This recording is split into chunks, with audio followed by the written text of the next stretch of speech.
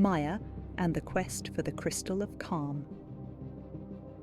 Once upon a time, in a kingdom of ice and ink, lived the Ice Princess Maya. She wasn't like the other children who ran around in groups and made loud noises. She, unlike anyone else, possessed a special magic called the Gift of Deep Focus.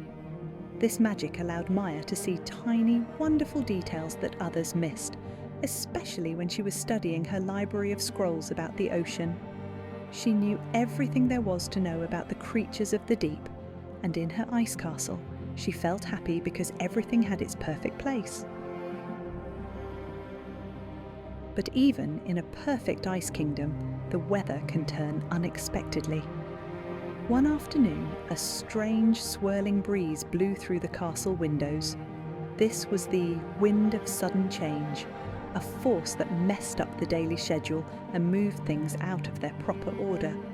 Maya's heart beat fast because her magic worked best when things were calm and stayed the same. She knew that to stop the confusion and restore order to the kingdom, she would need to venture far beyond the castle walls to find the legendary Crystal of Calm and harness its powers. Maya gathered her courage and stepped out to begin her journey, but the path was immediately blocked by the swamp of sticky slush.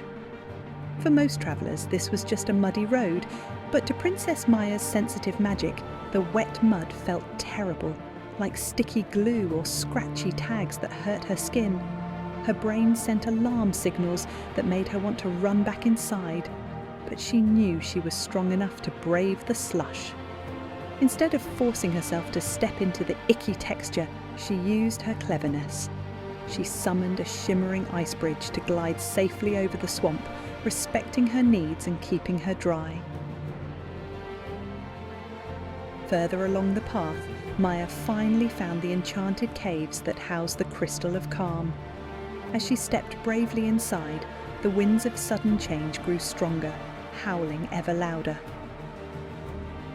The noises roared and whooshed, sounding like the terrible royal hairdryers back at the castle that Maya usually covered her ears to avoid. The sounds bounced off the walls, making Maya feel like a computer with too many buttons pressed at once. She felt the great overwhelm rising in her chest, a big, heavy feeling that made it hard to think or speak.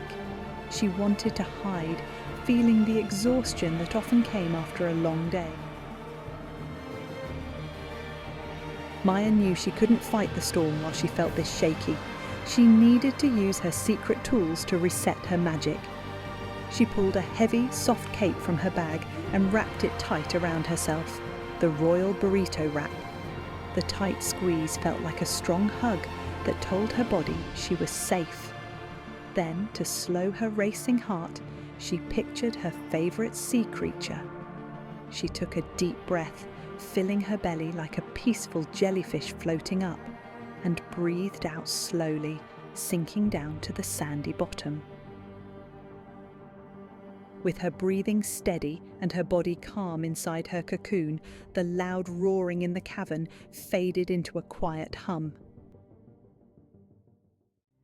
Maya looked around and realised the chaos wasn't a monster, and lying in front of her was a pile of mixed-up rocks blocking a faint light. Using her love for organising, she began to sort the rocks by size and colour. As she moved the final stone into its proper pile, a soft blue light shined through. There it was, the Crystal of Calm. She hadn't needed to change who she was to find it. She just needed to pause and protect her peace first. Maya returned to the castle, tired but proud. She had done it. The king and queen were waiting at the gates with open arms to welcome her home. They didn't ask her to explain the journey with words.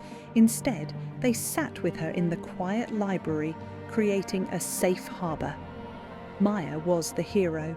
She had saved the kingdom from the wind of sudden change, and all was in order again. Together, they sang her favourite songs from the North Mountain, while Maya drew a detailed picture of her adventure. Maya smiled. She knew that when the world got too loud or messy, she would always have the tools and the family to help her find her way back to calm and save the day.